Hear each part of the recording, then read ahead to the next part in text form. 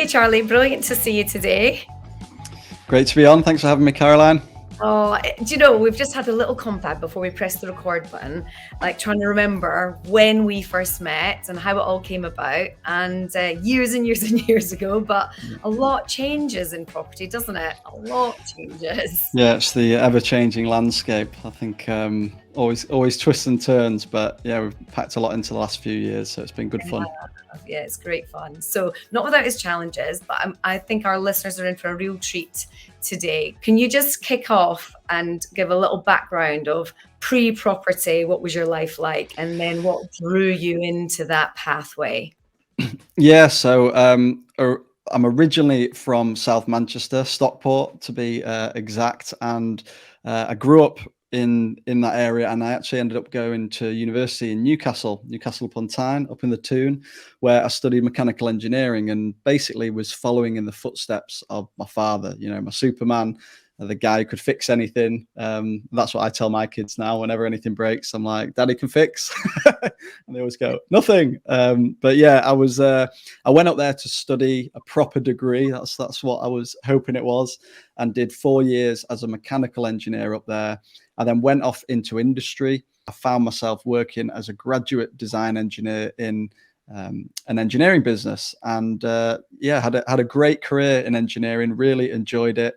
Did that for about 10, 12 years, and eventually was very fortunate to land in a company that was growing, and I basically took over the sales department for the oil and gas side of that business, where we grew it rapidly over a few years and ended up floating it on the stock market in 2018. So made some money, which was great.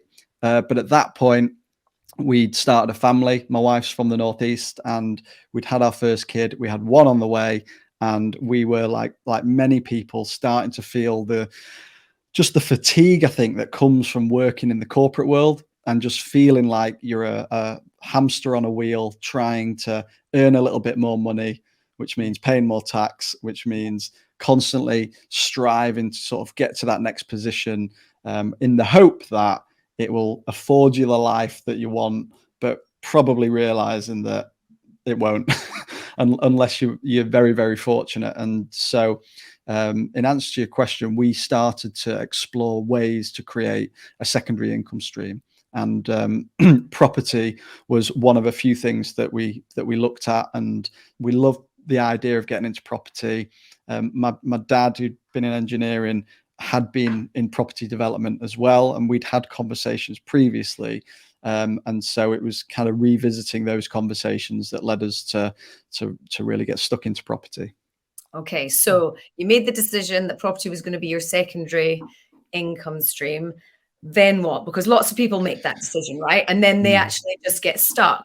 They're just like start looking on Rightmove, and they start going, "Oh, how much money do I need?" And I'll read a book, or and then they just seem to flap around for a while. So Yeah. how did you overcome all of that? Well, the first idea came in 2009 when I was just fresh out of uni, really, and I was living with my best mate, Rory, and we were talking about ways to make money, and property came up. Rory was from Bradford, and we were talking about buying an end terraced house, turning it into a shop with a flat above. We thought this was like genius idea, and we'd make loads of money. So we basically contacted my dad, who was the only person we knew who'd had any experience in property, and asked his advice and input on it. And my dad wrote back this big long email, which I keep to this day, and it's kind of been a bit of a blueprint for our business. But I didn't realize the power of it at the time, but it was like a father's letter to a son, basically saying, "Look, son, property is a great route to wealth. You make your money when you buy, not when you sell. Make sure you have your little book of trades." He had things like never pay an architect a percentage, always pay him a fixed amount. And it was just all these little pearls of wisdom that he'd got, not from any training, but from like the hard, university of life, of like getting it wrong and losing money and making money and stuff. And so he sort of ends this letter saying, let's get a day together and let's plan it out. It's a good idea. That was on the Thursday. And, fortunately, that was the last thing I ever got from my dad, because on the Sunday, he died in a helicopter crash. So he died very quickly. And we kind of reeling from that. I remember at the funeral, Rory saying, "Look, keep that letter. That'll be a blueprint for you one day. But I was young, you know, I was 23. I was just trained in engineering. I wanted to like give it a go. So I put that letter away. And then once I got married and we had kids and we started to think about what life we want for our children and our family, pulled that letter out and went, right, maybe this is what we should be doing. And responded to a little Facebook ad, went to one of these things, come and hear a 2-hour workshop, went along, heard somebody bouncing around at the front of the room talking about property is a great route to wealth. You make your money when you buy, not when you sell. And I thought, I've heard this before. Yeah. And, you know, have your little book of trades and all this stuff. So it sort of felt like a timing thing, you know, and I thought, right, this is it. And so we decided, because we were time poor, we were cash poor at that point. A lot of it was tied up in our life and hadn't taken any out that business at that point. We went ahead with some like formal training, spent a load of money on it, and used that as the motivation to make sure we earned it back. So yeah, and yeah, no regrets. People might be surprised to hear is I know there's a lot of people that have maybe look at that way of doing things, and I think the industry's changed a lot in the last few years, but for us it was sort of like the right place at the right time, and feel like it's what we needed. We were immediately immersed into a network. We were immediately immersed into like high quality training, you know, good information, and we had that big why, you know, we had that massive reason why of like, let's get out of our jobs, let's sack the boss. And the combination of all those things just led to us not having a plan B. Plan A is make it work. So yeah, no way back. You're in. I think that is psychologically, it's quite an incredible step to make, because when you do, you know, make that financial commitment that you're gonna do it, and that's it. There is no other option.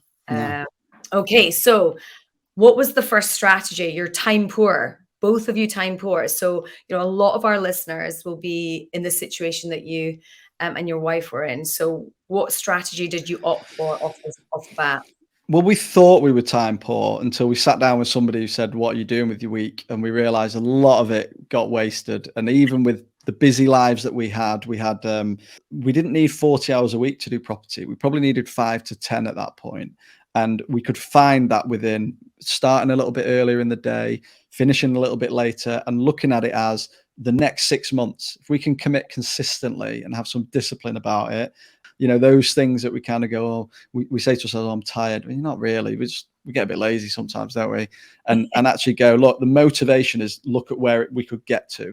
Like, and if is the juice worth the squeeze? That's something I say quite a lot. And in our case, it was like, look, we can literally get to a point where we never have to work for anybody ever again. So is it really that big of a sacrifice? So first strategy was we wanted to get to £2,000 a month cash flow, which we worked out as 4 buy-to-lets and 1 HMO. So that was 4 buy-to-lets at £250 profit a month.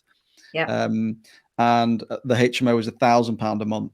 And so we were like, right, 5 properties in 6 months. That was our plan. We felt like to get that, we were told you got to view 30 houses or get 30 offers in per one that you'll get accepted. So we went on this big campaign to view 120 houses in 3 months, which again sounds like a lot, but between two of you, it's 10 a week, you know, and you can view 20 in a day if you get your bookings right, and have time spare, because we did it. So that was it. It was all a numbers thing. It was like, to get to there, we've got to reverse engineer it. And maybe that's where my sort of engineering logical put everything in a box thinking came in, because it just became a mathematical thing of like, if it's not working, we're either A, not doing the right things, or B, looking at the wrong things. So something's got to change. And that was it. But the buy-to-let, even though we were like, let's do a buy-to-let, just get started, it was actually a HMO that we got first. And we got the offer accepted. I then got freaked out that I'd done the numbers wrong, so I pulled out the deal. And I think it cash flowed like 1,250 at the time per month. And it left a chunk in, like it did leave like something like 20-30 grand in. And I remember thinking, right, I think I've over-egged the done-up value. and I went to speak to somebody and they said, well, could you angel the money that you leave in? I said, yeah, like, I've got a few people interested. It cost me a couple of £100 a month. And they said, right, so you're still making £1,000 a month? And I said, yeah. And they said, I'd do that deal. And I went, uh-oh. And I was like straight on the phone to the agent, like, I've made a terrible mistake. I kind of get back in. And fortunately, it was still available, and we've still got that HMO to this day, and it's a great performer. Yeah, it's always full. Yeah. There's deals I held off on that I should have pushed on, and but the past is the past, eh? Yeah, hindsight and all that. So that £2,000 a month, what did that mean? Did that mean that Jean could leave her job, or you could go part-time? What did that number signify for you? No, so we didn't leave our jobs at that point. This was 2017. So we actually didn't leave our jobs till 2019.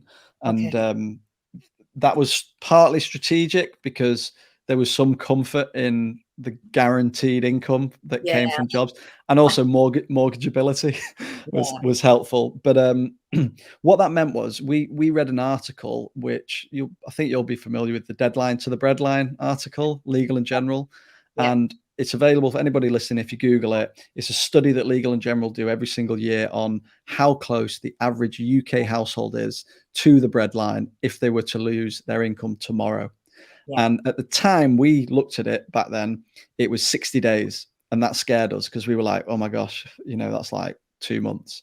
And we just didn't want that to be our story. We wanted to think, if anything happened to me or to my wife and our growing family, that we'd at least cover the bills. So that was the original goal: cover the mortgage, gas, electricity, water, council tax. That was it.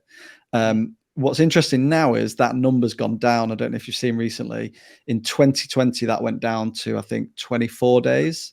And now it's down to 19. It was really brutal reading. And you do think we're in a developed country, we're a wealthy country. Actually, the majority of people really are on the breadline on a daily basis. It's tough times. So that was the driver, really, was just do that and then double it and double again. That was it. There was nothing more convoluted than that. So buy-to-lets, HMOs, and you're very humble in saying, I've just done buy-to-lets and HMOs. I've seen what you do on Instagram. The big back to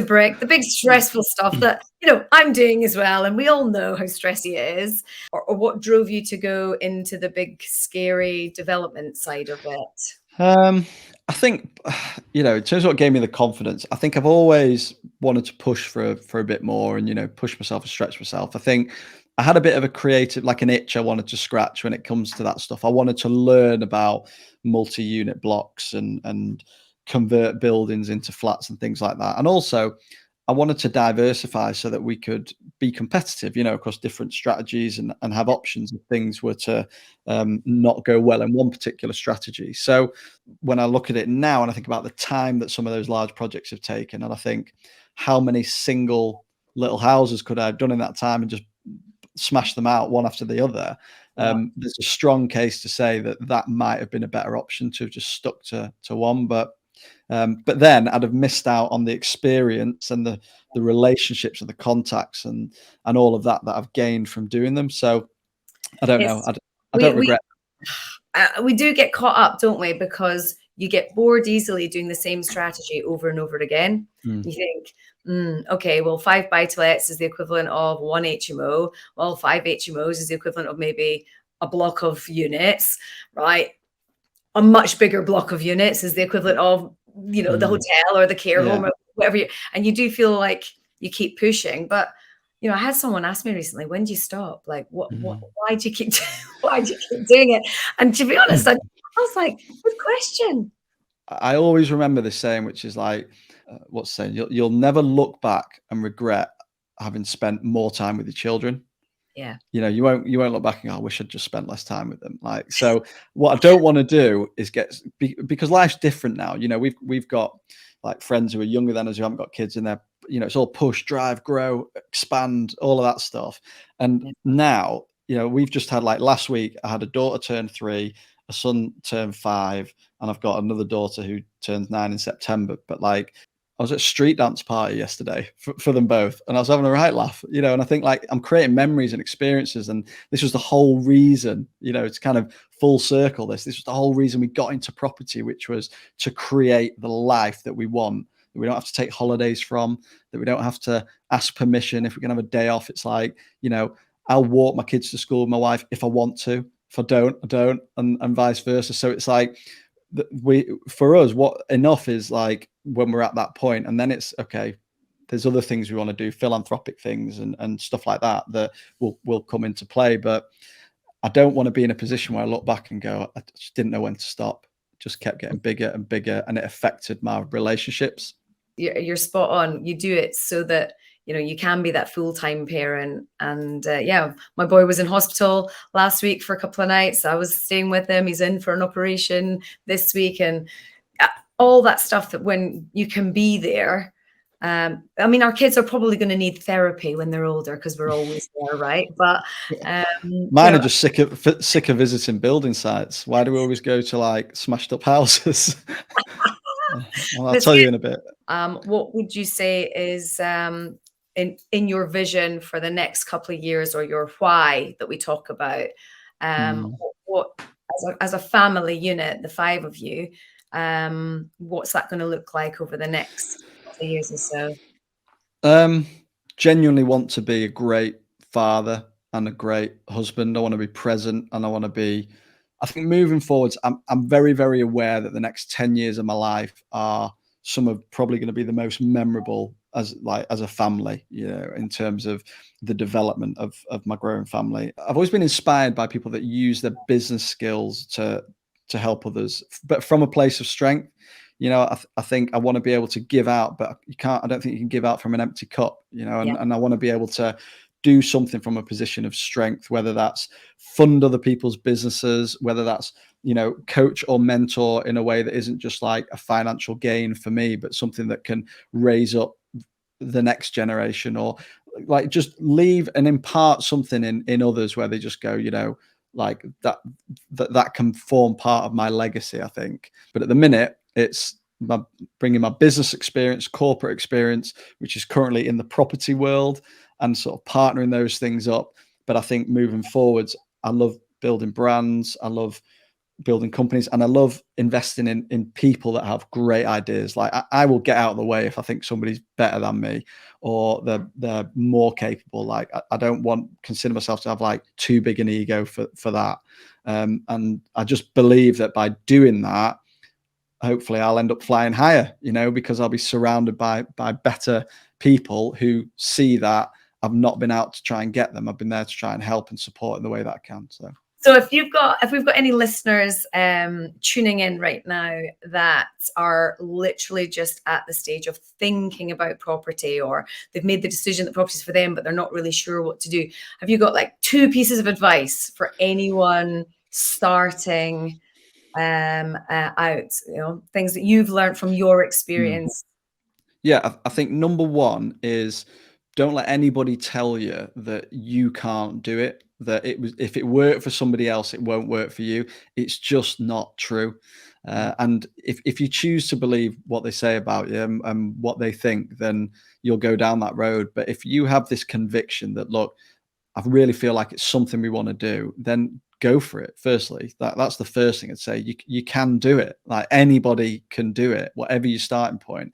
That's the first thing. And I think the second thing is to then understand that your environment is very, very powerful, and the people that you mix with will influence you, whether that's colleagues, family, friends, whatever. So make some strategic steps to put yourself in an environment where you're going to grow the best. See it like a greenhouse, right? You know, if you're in this shady wood and you can't get any light and you're trying to grow, you're never going to grow. You've got to take yourself out of that place, plant yourself in a greenhouse where you've got good soil, good water, good light, and you'll do well. So, you know, the analogy there is to get yourself around people that can help train, coach, educate, motivate you. On a bad day, they'll say, suck it up, get on with it. We're all going through it. You're fine. You know, have your little pity party, and tomorrow's a new day. Like, you need that. I need that. You know, my wife's great at telling me that. Dry your eyes, sunshine. That's my favorite thing. Dry your eyes. Issue for that tear. Yeah. No, I think know, that's brilliant advice. You become your own environment. yeah, Absolutely. You are a result of your environment. So yeah. amazing advice. I love catching up with you. And you know what? I know that you're really heavily invested in helping other people reach their goals, just as people helped us. And so I know that some of our listeners will want to reach out to you. If people want to find me, I'm on Instagram socials. Capstone Fox is my main page, but I also have a company called the Fox Club, which is my platform for business and property, where I help people start and scale whatever stage of the process they're at. So yeah, if people want to link up, then I'm on there.